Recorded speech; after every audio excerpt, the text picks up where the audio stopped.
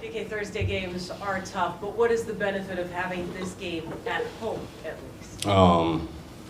We didn't have to travel, don't have to leave Wednesday, and we get to stay here. Another plus was that we played here on Sunday, so you don't have to account for the traveling that we had to do. So we get to stay at home, so that's a plus, and don't have to travel. We've talked a lot about getting the run game going, but the offense in general, to get that timing back that was missing on Sunday, what needs to happen? I would say just the running game will help some of that timing, so defenses won't be able to just sit back and just sit on our passes, and then the pass rush can just hit home every time because they know a pass is coming. So opening up the run game will help a lot. What kind of challenges do the 49ers present on defense?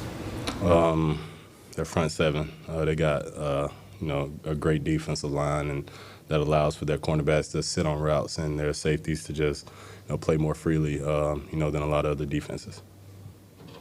Could you imagine if your career was like Gino's, where you had to wait like 7 years or something between like starting? Can you imagine that? No, I don't even want to think about that. To be that patient. I mean, he's a great competitor, and just for him to just sit back and wait his turn and not try to rush his own process or rush his own journey, he's kind of just let everything just play out for himself and just play out right in front of him. He hasn't tried to push or press for anything. He's kind of just let everything just come to him, and he's reaping the benefits from just waiting and waiting his turn right now. How do you guys prepare for especially on a short week, for what really is a must-win game for your team? For a Thursday night game, I would think the team that's most mentally prepared and who can recover the fastest will come out on top. But against a divisional opponent, it's all about who wants it more, and like I said, man, who's mentally prepared and who's physically prepared for a game like this, because it's a 4-day turnaround. Does that help because it's a short week, that it is a divisional opponent and one you know well? No, I don't think it helps. No matter who you're playing, they're going to throw something at you that they haven't put on film or that you haven't seen. So, the players are the same, but it's a different game. Since it's on Thursday, and it's later in the season, because we've changed a lot, and they've also changed a lot since the first time we saw each other. Some players hate Thursday games just because they're banged up and have a lot of chance to recover. Some like it because it's generally a lighter practice during the week when they have 10 days off or whatever. Where do you stand on that? Kind of mixed.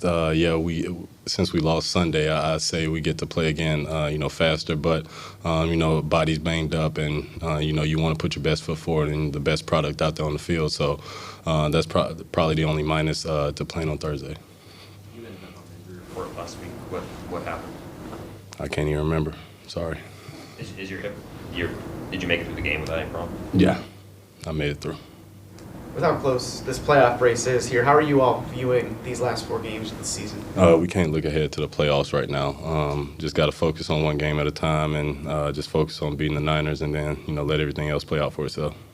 San Francisco clinched the division with the win over you guys on Thursday. Does that give you extra motivation? Do you think about it at all? No, just good luck to them trying to clinch the division. Any relevant or pertinent takeaways from the Week 2 film, given how long it's been and how far you guys have come? Just looking back at our mistakes and what not to do.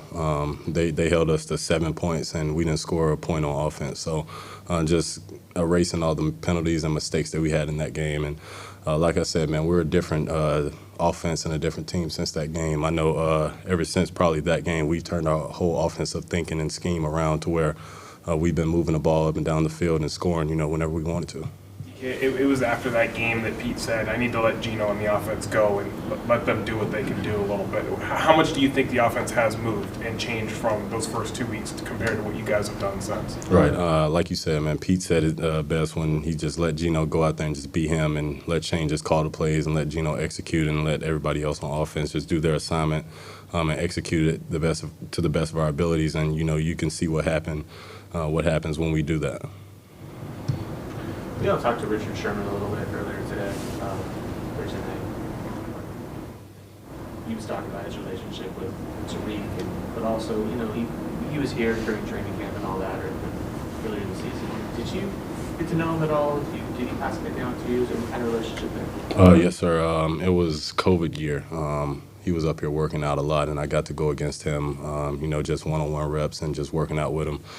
He's a very smart corner. I actually got to play against him my rookie year when he was with the 49ers. So I got a taste of what Richard Sherman was on the field and off the field. And, it was a great experience just being around him, learning from him. I got to learn a lot just going up against him one-on-one. So that helped a lot. How about off the field, what you learned about him there? Just how much of a pro he was, and business-wise, the opportunities that he took advantage of while he was playing up here. Is every veteran player as willing as he is, or most of them, like to give younger players advice like that? The ones that have come around here, I've seen it a lot. Cliff Averill, Sidney Rice, Bobby, Richard, Cam Chancellor, Doug Baldwin, Jermaine Kearse. All have instilled in me and talked to me and, given me some advice, whether it be on the field or off the field. Passing game has really gotten going last couple games especially. Pete mentioned you, Tyler, and Gino having a routine down, like more reps in practice and just like getting that down. Can you take us into that a little bit and just the difference in the last couple games, and especially the last game? I really don't see anything changed, from practice to the game. I think Shane's just calling more pass plays, and we're executing them more. Anything else? Thanks, PJ. Thanks, PJ.